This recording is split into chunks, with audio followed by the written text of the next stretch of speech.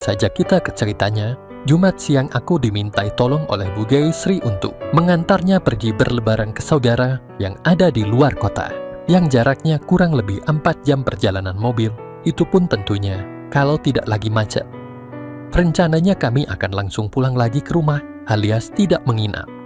Sesampainya di rumah saudara, ternyata anggota keluarga pas pada berkumpul di sana. Banyak di antara saudara perempuan yang lama tidak bertemu dengan Bu Desi mengatakan kalau awet muda dan cantik.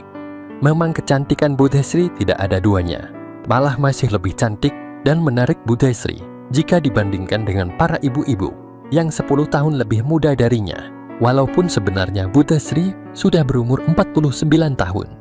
Karena Bu Desi selalu menjaga kesehatan dan tidak pernah melupakan senam. Kalau di rumah, beliau selalu merawat dirinya agar tetap fit, cantik dan energik. Tepat jam 10 malam, kami pamitan untuk pulang. Maklum rumah kami sangatlah jauh, dan bila tidak ada halangan, mungkin kami berdua akan sampai di rumah sudah tengah malam atau jam 2 pagi. Setengah jam kemudian, tepatnya jam 22.30, kami telah meninggalkan rumah saudara kami itu dan aku langsung tancap gas. Dalam perjalanan pulang itu, tiba-tiba Bu Desi mengingatkanku, "Hati-hati jangan terlalu ngebut ya, Bu. Jalannya sangat licin." Betul kata Bu Desi, karena saat itu hujan yang turun mulai deras. Apalagi sudah mendekati puncak dan jalannya mulai berkabut. Beberapa saat kemudian, tiba-tiba setir mobil aku rasakan sangat berat. "Aduh Bu Desi, ban mobilnya bocor ini." Secara refleks Bu Desi menjawab, "Cepat pinggirkan mobilnya ke halaman hotel terdekat. Takutnya nanti nggak keburu. Bisa-bisa kita repot di jalan. Mana hujan deras lagi." "Iya Bunda." Untung saja sedetik kemudian, sudah terlihat olehku sebuah hometail. Dengan segera aku berbelok memasuki halaman hometail itu. Sebelum kami keluar dari mobil, Bu Desi berkata, "Budi, kalau ban mobilnya kempes dan nggak bisa ditolong lagi, kita harus menginap di hometail ini. Besok pagi saja perjalanan kita lanjutkan." Mendengar rencananya itu, aku pun hanya mengangguk. Karena memang keadaanlah yang mengharuskan kami untuk singgah di hometail itu. Dan tidak lama berselang, kami berdua dijemput dan diantar petugas hometail ke resepsionis. Untuk mengurangi kecurigaan pihak hometail, Bu Desi langsung mencatat identitas kami berdua sebagai suami istri. Terlihat Bu Desi mengerling kepadaku, sambil mengeluarkan kredit charge-nya untuk digesek sebagai jaminan menginap di hometail 1 malam. Setiba di Hema, Bu Desi langsung tersenyum manis padaku dan berkata, "Budi, jangan macam-macam ya. Walaupun tadi Budi telah lapor ke pihak hometail kalau kita ini suami istri, tetapi kamu itu tetap keponakan Bude lo ya. Jadi nggak boleh macam-macam lo ya." Spontan aku menjawab, "Baiklah Bu Desi yang cantik." Entah dari mana datangnya keberanianku itu untuk mengatakan itu pada Bu Desi. Walaupun itu aku sampaikan secara bercanda, tetapi kalau dipikir-pikir, wah bisa berabi juga tinggal di satu kamar hotel dengan Bu Desi yang cantik dan menawan begini. Pasti dugaan orang, kalau bukan suami istri yang kemalaman, pastilah kekasihnya. Dan yang jelas pastilah mereka akan memanfaatkan waktu yang sangat panjang untuk melewati malam yang indah berdua sepuas-puasnya. Di saat aku memikirkan praduga orang terhadap kami berdua, tak terasa ada yang tiba-tiba menggeliat pada diriku. Sepertinya bisikan-bisikan halus mulai menguasai pikiranku, membuatku hampir salah tingkah. Tiba-tiba saja Bu Desi berkata lagi, "Gulhe mau mampir dulu ya, tolong bantu buka ini." Wadidaw, penggoda iman makin kuat. Iya, Bude, sahutku agak grogi. Di saat aku membantu Bu Desi itulah, entah kenapa aku malah mencoba melirik yang indah itu. Sehingga dalam hati aku berkata, pastilah semua laki-laki yang berdekatan dengannya ingin bisa memiliki keindahan dan kesempurnaan alami yang ada padanya tanpa terkecuali, termasuk aku.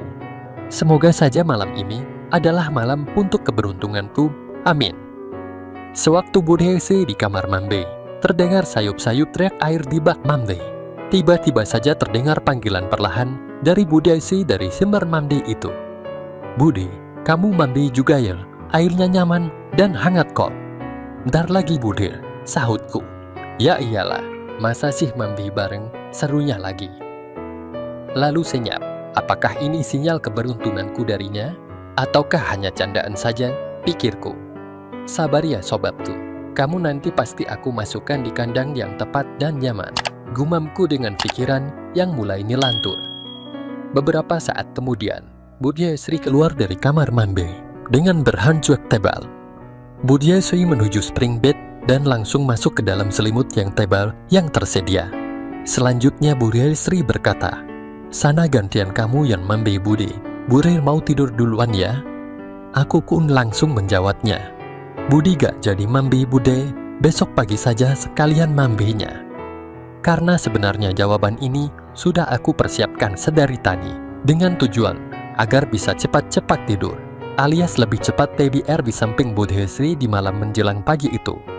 "Terserah kamu saja, tapi kalau bau, jangan TDR di samping Bude lo ya," ucapnya dengan senyum manisnya. Setelah aku ikut TDR, aku masih menunggu kira-kira 10 menit. Setelah nafas Budiasri seperti mulai teratur alias sudah tidur, dengan perlahan aku mencoba ikut juga masuk di balik selimut tebal itu. Tetapi tiba-tiba saja Budiasri bergerak. Mungkin karena hembusan angin dingin akibat selimut yang dipakainya aku begitu. Sehingga tampak olehku kalau Budiasri yang tengah tidur di bawah selimut itu dengan sejuta keindahannya karena hanya mengenakan hancuek tebal itu tadi. Karena kami berdua memang tidak mempersiapkan barang ganti, karena memang menginap di homestay juga di luar rencana kami berdua. Budiasri demikian miring membelakang itu di sebelah kanan. Perlahan aku masuk di balik selimut itu. Beberapa saat kemudian, Budiasri pun berbalik. Tentu saja wajahnya jadi hampir berdemikian. Aku tatap matanya yang tertutup indah itu, hidung kecilnya yang mancung. Ku beranikan diri. Tetapi tidak ada reaksi apapun darinya.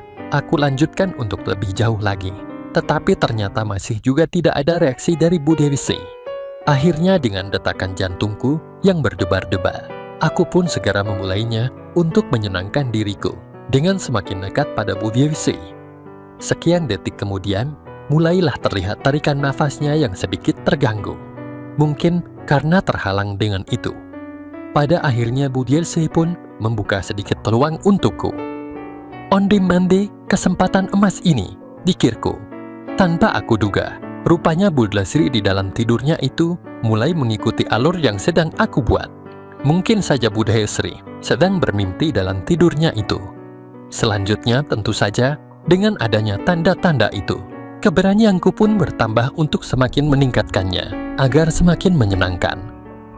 Keadaan yang langka dan untuk pertama kalinya, aku bisa dekat dengan Budiasri seperti ini, membuatku makin kesurupan. Dalam hati aku sempat berpikir, apakah Budiasri saat ini bermimpi dengan suaminya, ataukah hanya pura-pura tidur? Tetapi tentu saja aku tidak mencari jawaban atas pertanyaanku itu. Yang aku cari adalah, bagaimana caranya agar aku sukses malam ini? Yaitu sukses dalam mewujudkan apa yang aku mau dari Budiasri. Perlahan tapi pasti, Budiasri mulai beraksi. Dan tentu saja itu semakin membuatku merasa senang dan bertambahlah semangatku.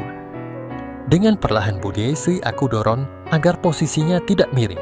Kemudian mulailah aku melanjutkan episode yang lebih jauh lagi. Tentu saja aku semakin lupa segalanya. Rupa kalau yang bersamaku ini adalah budeku sendiri. Aku semakin kesurupan akibat makin tingginya semangatku di kala itu. Akhirnya Budiasri pun terbangun. "Hei Budi, kamu ngapain? Ini gak boleh loh." "Maaf Budi, aku tidak bisa tidur. Apalagi dekat dengan Budi yang cantik ini." "Walah begitu toh." Selanjutnya Budiasri kembali terdiam agak lama, lalu berbalik membelakangiku. Sedetik kemudian, Budiasri kembali berucap, "Baiklah Budi, tetapi jangan gerasa-gerusu gitu caranya, yang romantis, biar kita sama-sama senang." Ungkapan yang barusan disampaikannya itu, kurang aku mengerti maksudnya. Apakah yang tadi aku kerjakan itu dibenarkan, tetapi nggak boleh gerasa-gerusu? Atau apa ya? Tetapi saat itu, tidak ada kesempatan untuk aku berpikir mencari jawabannya. Karena aku lebih memilih fokus pada bagaimanakah caranya agar sinyal-sinyal kecil yang sudah aku terima dari Budiasri itu menjadi semakin kuat dan pada akhirnya lancar semuanya. Aku tidak berani lagi ngomong macam-macam padanya.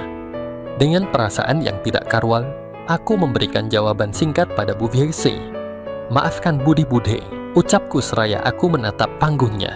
Entah beberapa lama kami berdua sama-sama terdiam. Tiba-tiba saja Bu Viesi berbalik dan berkata, "Kalau kamu ingin dengan Bude, syaratnya harus dengan cara yang perlahan-lahan. Kan masih banyak waktu. Ya sudah Budi, malam ini boleh lanjutkan lagi yang tadi sempat terhenti. Pokoknya malam ini semuanya bebas untuk Budi." Ternyata malam itu aku dibuatnya merasa senang, karena setelah itu Bu Viesi lah yang malahan lebih dulu berinisiatif. Dan pastinya sekarang ini lebih berasa dibandingkan pada waktu Bu Viesi dalam keadaan tertidur tadi itu. Karena kali ini Bu Viesi dalam kondisi sadar sesadarnya, dengan cara yang lembut dan perlahan-lahan. Di malam yang sejuk dan penuh keindahan itu, semuanya berlangsung saling kerjasama, saling membantu untuk mencapai satu tujuan yang bisa membuat siapapun akan lupa segala-galanya. Begitupun bagiku dan Bu Viesi. Sesaat kami berdua lupa bahwa yang terjadi di malam itu adalah antara keponakan dan budenya yang orang bilang sangatlah tabu. Tetapi justru itulah yang menambah suasana makin seru dan penuh suasana yang sangatlah romantis. Sungguh satu pengalamannya yang sangat sulit dilukiskan dengan kata-kata. Rasanya aku tidak mau semua ini berlangsung terlalu cepat. Kulihat mata Bu Viesi mulai terpejan hingga pada kenyataannya semuanya haruslah berakhir. Jam dinding hotel telah menunjukkan pukul 3 pagi, yang akhirnya kami berdua tertidur. Keesokan harinya, Bu Viesi menjepit hidungku sehingga aku sulit bernafas dan akhirnya aku terbangun. "Selamat pagi keponakanku tersayang," sambutnya sambil tersenyum manis. Tidak kusia-siakan kesempatan itu. Hingga di pagi itu, sebelum kami berdua check out, masih dapat kesempatan satu kali lagi. "Bude, kapan-kapan boleh ya minta lagi. Kamu boleh ambil JTH kamu kapanpun kamu mau, asalkan pakai kamu tidak tahu." Begitulah awal mulanya terjadinya peristiwa itu. Dan semua itu berjalan sampai kini, meski kami harus sembunyi-sembunyi mencuri waktu. Dan jujur saja aku sudah merasa candu. Bagaimana tidak? Bahwasanya budiku itu selalu punya cara yang baru dan unik untuk membuatku bahagia. Demikianlah ceritaku. Sekian dan terima kasih.